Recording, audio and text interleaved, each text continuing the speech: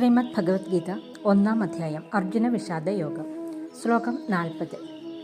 കുലക്ഷയേ പ്രണശ്യന്തി കുലധർമ്മ സനാതന ധർമ്മേ നഷ്ടേ കുലം കൃഷ്ണ അധർമ്മോ അഭിഭവത്യുത.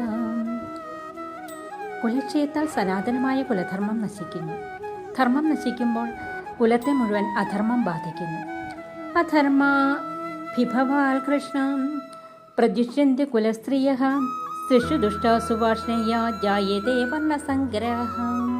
അധർമ്മം നശിച്ചാൽ കുലസ്ത്രീകൾ ദുർവൃത്തകളാകും. സ്ത്രീകൾ ദുഷിച്ചാൽ ജാതിക്കലർപ്പുണ്ടാകും. സങ്കരോ നരകായൈവ കുലഘ്നാനാം കുലസ്യ ച പതന്തി പിതരോഹേഷാം ലുപ്തപിണ്ഡോദകക്രിയഃ. കുലം നശിപ്പിക്കുന്നവർക്കും കുലത്തിനും ജാതിക്കലർപ്പ് നരകഹേതുവായി തീരും.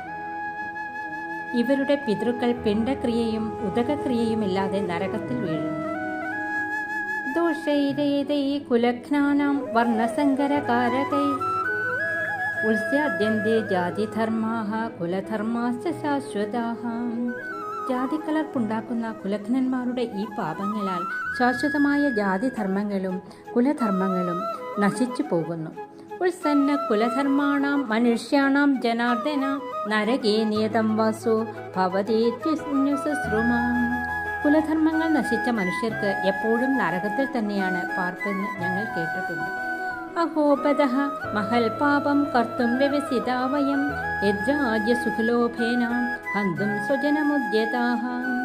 രാജ്യസുഖങ്ങളിൽ ദുരാശ ചെലുത്തി സ്വജനത്തെ വധിക്കുവാൻ ഒരുങ്ങുകയാണ്. അഹോ കഷ്ടം! ഘോരമായ പാപം ചെയ്യുവാൻ യജ്ഞിച്ചു പോയല്ലോ. യദീമാമ പ്രതീകാരമശസ്ത്രം ശസ്ത്രപാണീയഃ ധാർത്തരാഷ്ട്രാരണീഹന്യുസ്തന്മേ ക്ഷേമതരം ഭവേത്.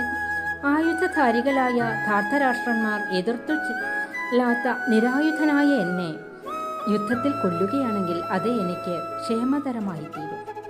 ഏവമുക്താർജുന സംസംഘേ രഥോപസ്ഥ ഉപാവശ്യ വിസൃജ്യ സസരം ചാപം ശോകസംവിഘ്നമാനസഃ. ഇങ്ങനെയെല്ലാം പറഞ്ഞ് അർജുനൻ ശോകാകുലമായ മനസ്സോടുകൂടി ആ യുദ്ധഭൂമിയിൽ അമ്പോടുകൂടി വില്ലിനെ എറിഞ്ഞു കളഞ്ഞ് തേർത്തട്ടിൽ അടങ്ങിയിരുന്നു. അർജുന വിഷാദയോഗം എന്ന 1-ാം അധ്യായം സമാപ്തം.